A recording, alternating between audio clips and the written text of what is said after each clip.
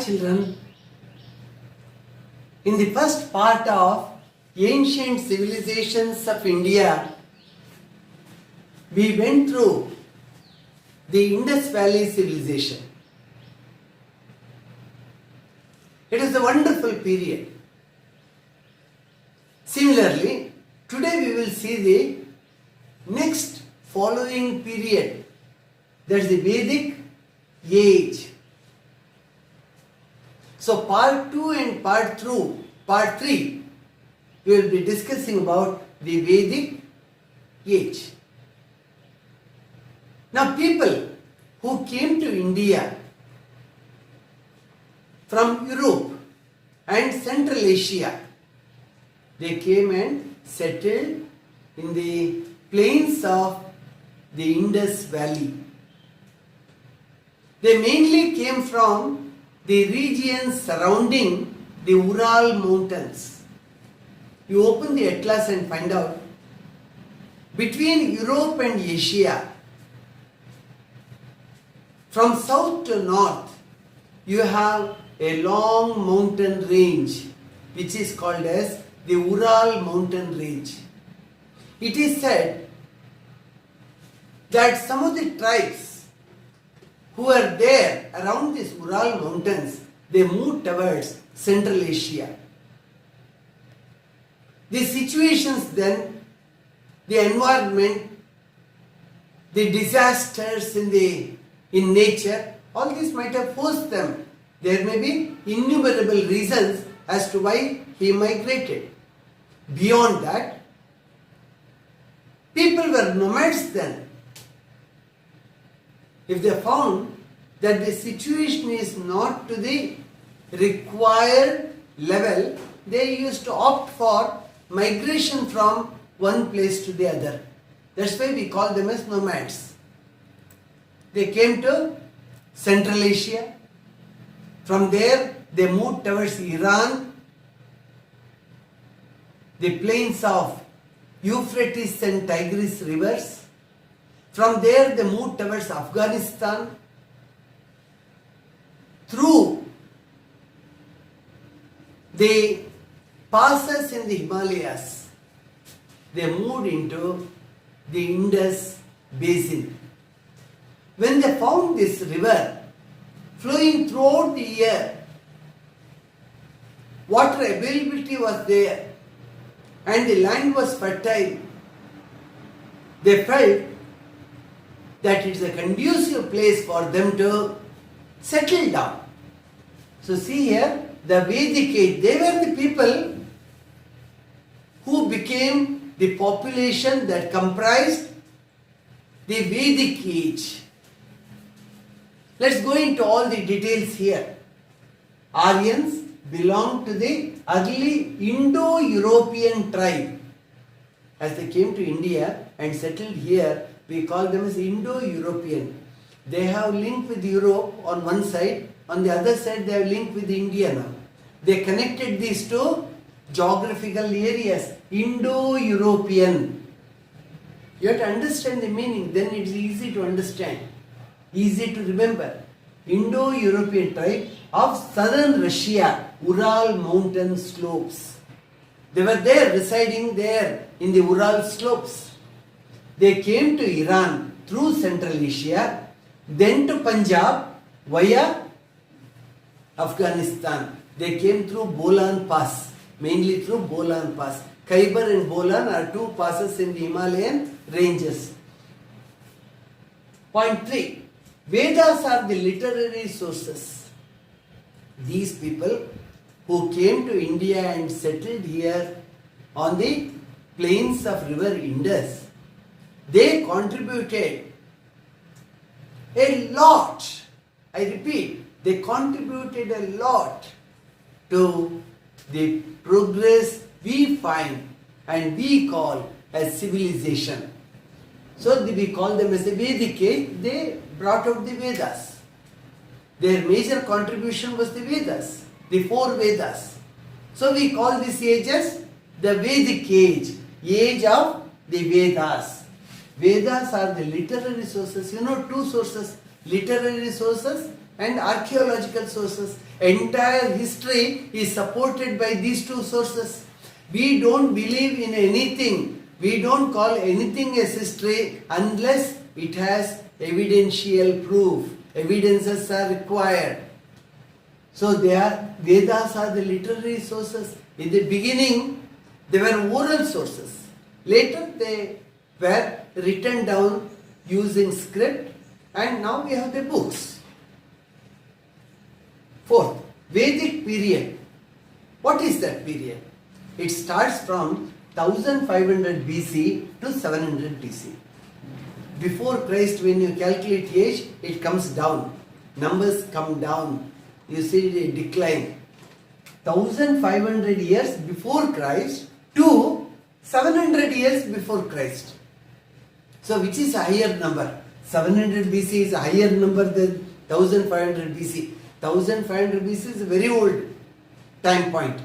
From there, 700 BC. This period can be divided into two parts. For our study purpose, Rigvedic period from 1500 BC to 1000 BC.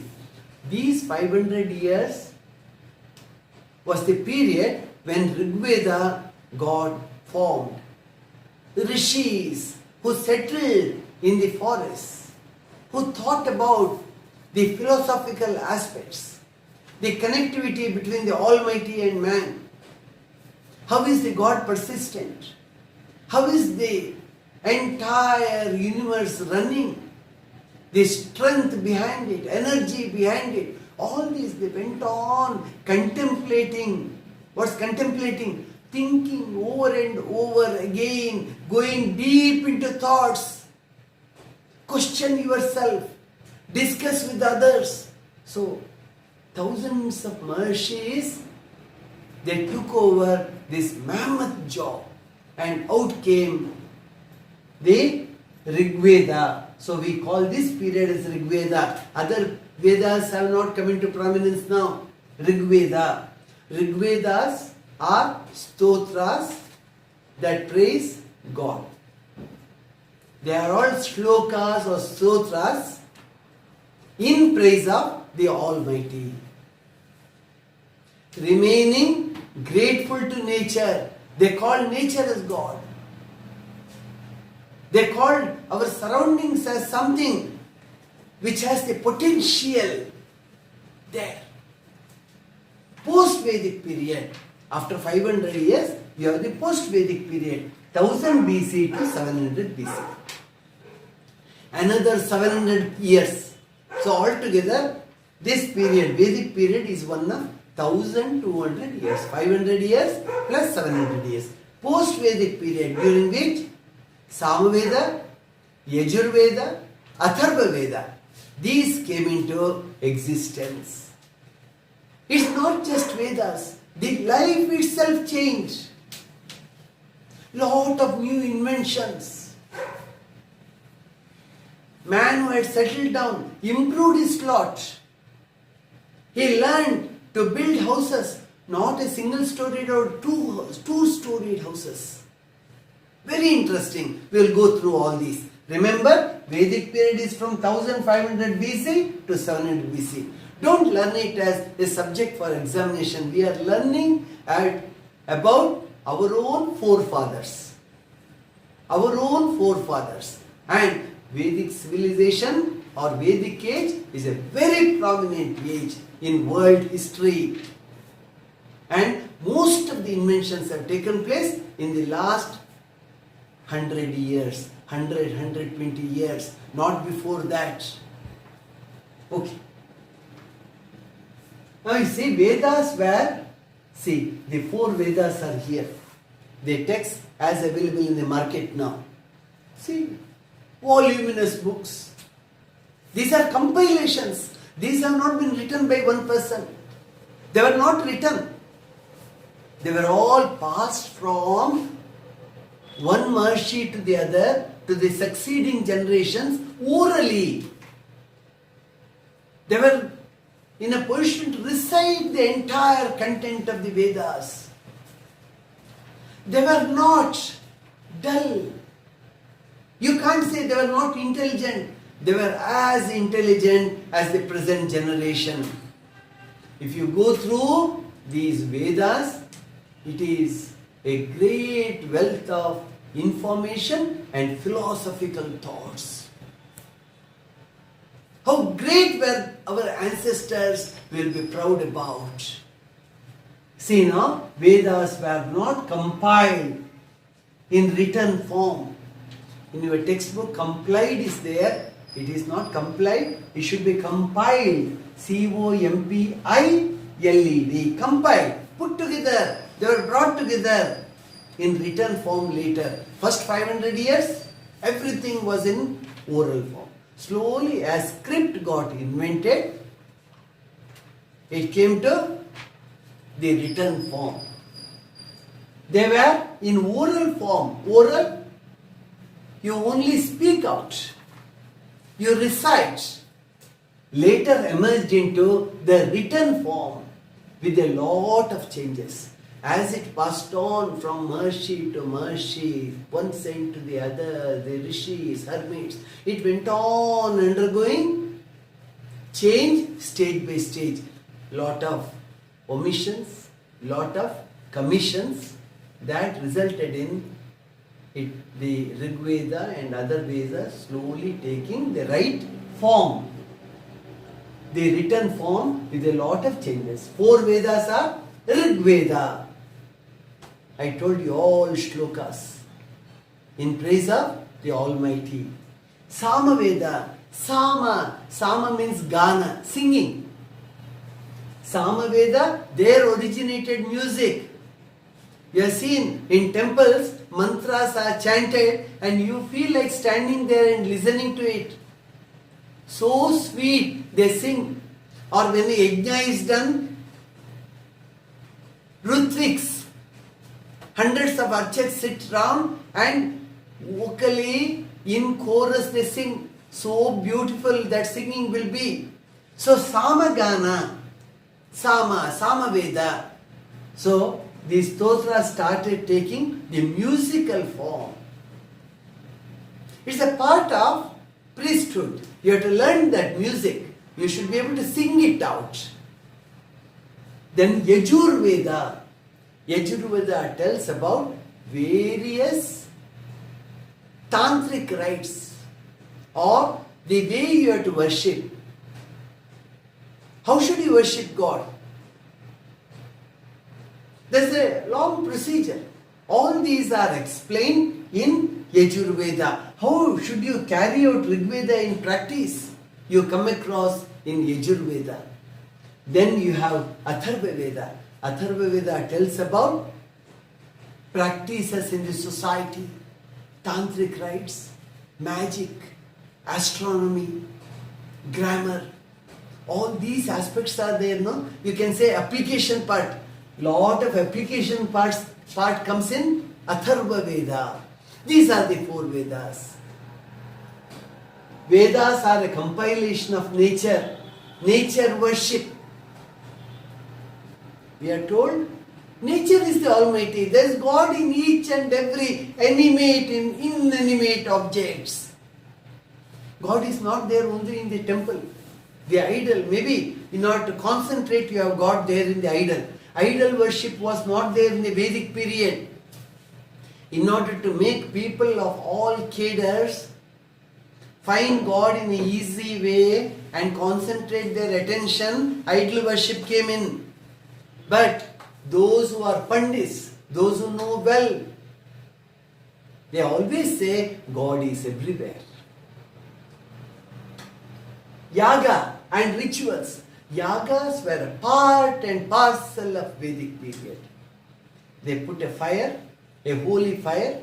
All the Ritviks will be sitting all around. They sing stotras in praise of the Almighty and worship.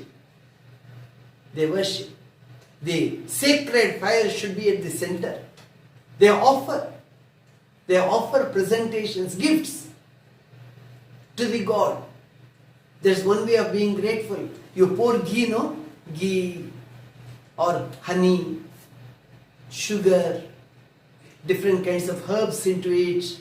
Now all these they emerged out in the Vedic period, also called as Samhite.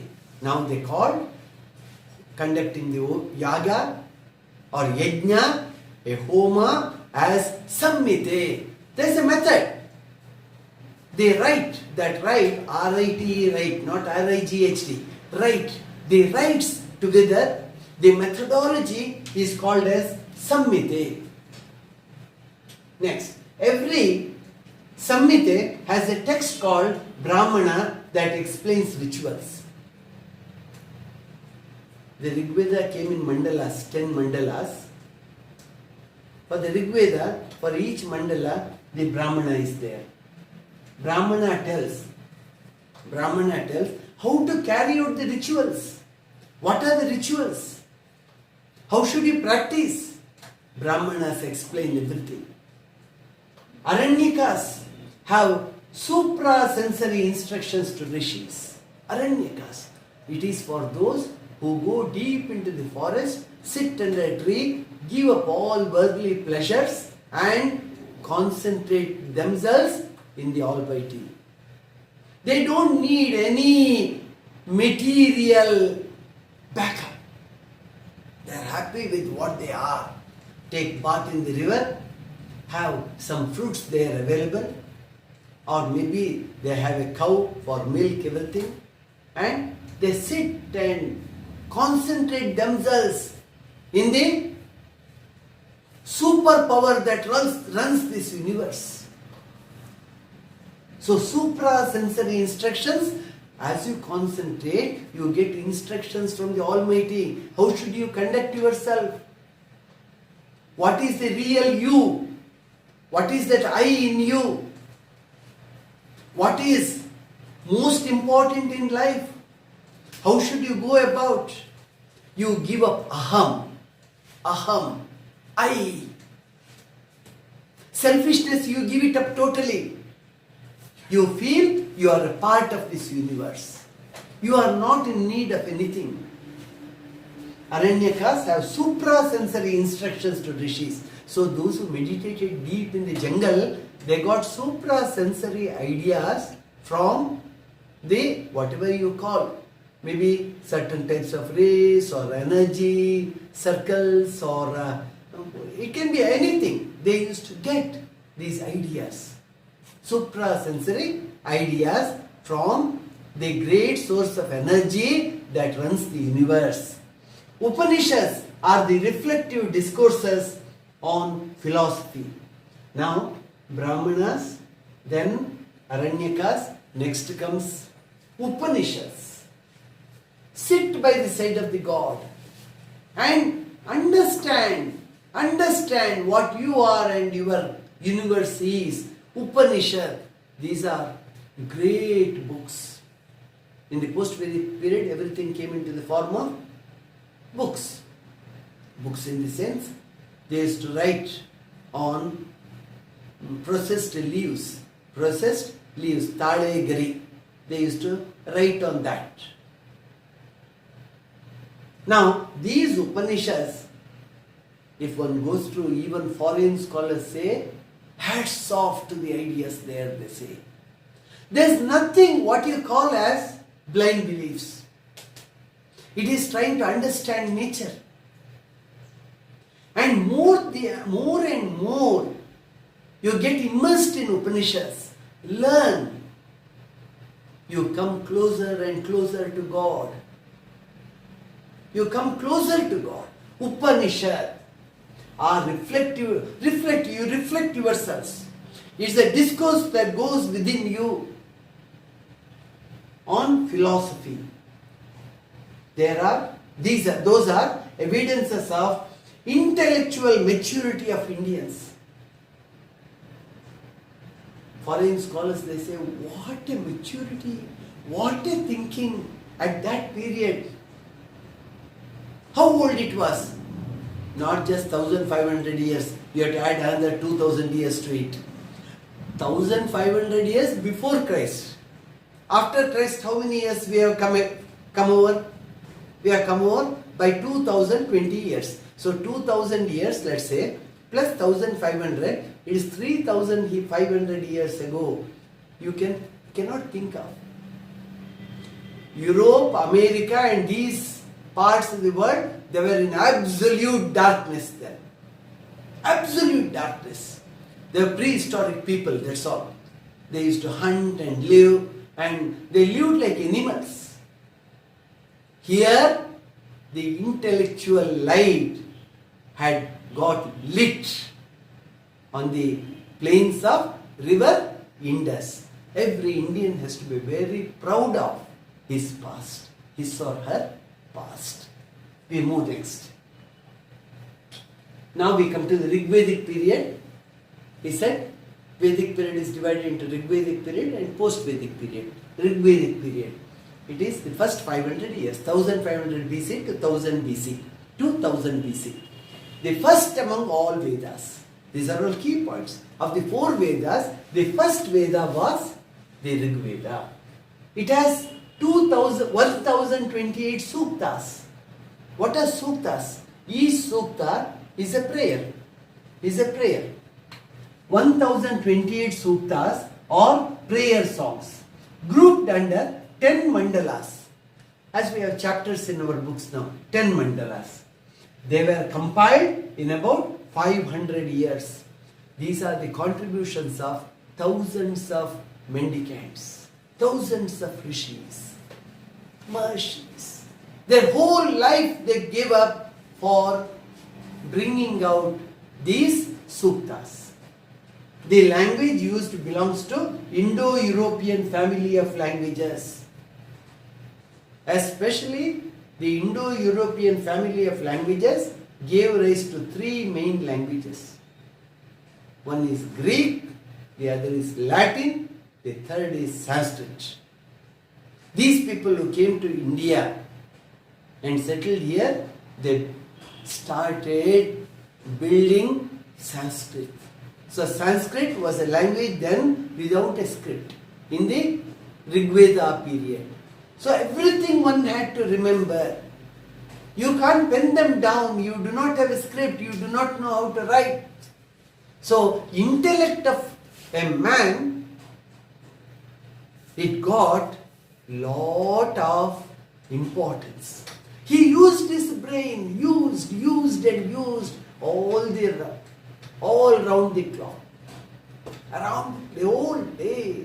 So now when we have to remember something, we write down the notes. We say, as the exam comes near, I will refer. No, nothing can be done. Think of our colleges where books are not there, and these digital laptops are not there, and everything you have to remember directly from the lips of your lecturer. How will it be?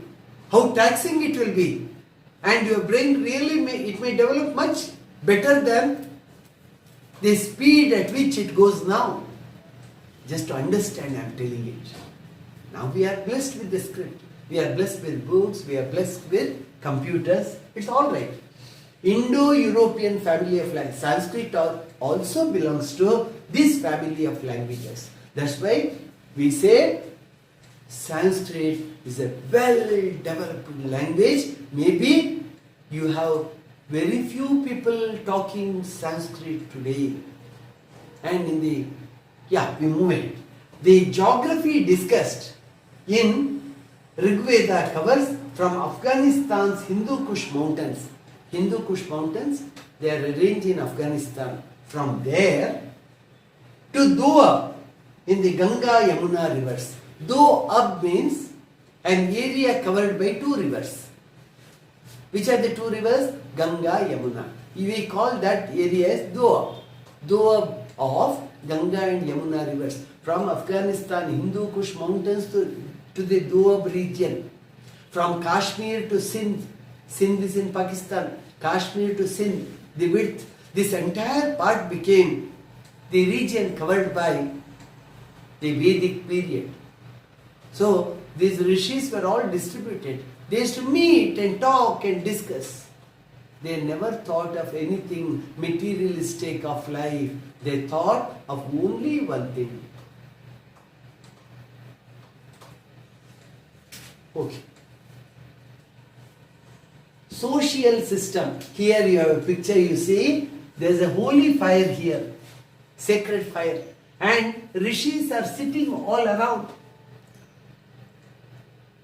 And the yaga or yajna is getting conducted.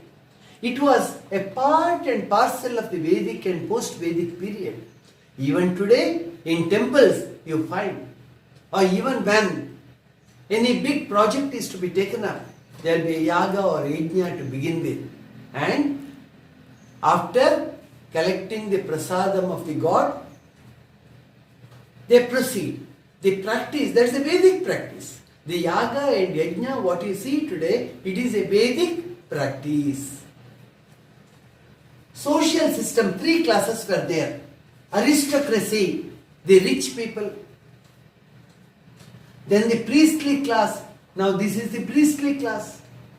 Those who are wedded to the religious practices. Third one, common people, ordinary people. So society was divided into 3 parts. It's the same thing wherever you go roughly. But here you have the priestly class. Aristocracy, priestly. These were absolutely unselfish. They directed and guided the society. Purusha Sukta. See, 1000 BC, almost by the end of the Vedic period, Purusha was created. Purusha. He is called as Adi Purusha. A symbolic Purusha. We do not know where he is. Or you may even say he is Bhagavanta himself, the Almighty himself. And it was said, the Brahmanas who are absolutely wedded to rituals and worship of God, they came from the lips of the Adi Purusha, from the lips. Kshatriyas, who had the might, who would fight, who would protect the society, they came from the shoulders of the Adi Purusha. Then Vaishyas. So Kshatriyas, they look after administration and protection of the society. Vaishyas, business, right to property, business, conducting business, trade, commerce, all these started. They are a part of the society and they were looked after by Vaishyas. Vaishyas came out from the thighs of the Adi Purusha. Thighs of the Adi Purusha. It was just making everyone understand that we are a part of the God, the Almighty. We all have come from the God. And fourth one, Shudras. Those people who work and serve the community, serve the first 3 groups, they were called Shudras. Now these are called as Varnas. The Varnas themselves became caste later. But this idea was not there in them. They did not divide them in order to keep somebody at the lowest point. It was not the idea. By dividing work in the society would run well, they thought. But later on, slowly these got emerged into a class system and then a caste system. Now once again we are trying to integrate. We say, no, there is no caste system. We are all alike. And our constitution says, we are all equal. These castes do not have any importance in a civilized society. And people who get educated in colleges, schools, they understand it. And they have started coming out of this thinking. So remember, Brahmanas, Kshatriyas, Vaishyas, Shudras. And Shudras who were serving, they started keeping them away.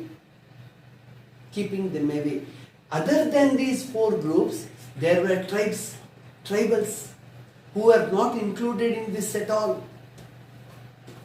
Tribals were kept separate. They became the untouchables to begin with. They were not allowed into areas where people lived. They had to stay outside. They are tribals. They did not get trained as these got cultured and improved. They stayed apart. Okay, we'll see about that later. Patriarchal family. Another major aspect is that males, they took the responsibility of running a family. Male and female. Even the animal world, you see, they play different roles. Male plays a role, female plays a different role. The same practice got started in the Vedic period. The males took up the responsibility of taking care of the family, and the females, they looked after children, kids, getting them raised and seeing that the home is run well. These responsibilities were taken by the female.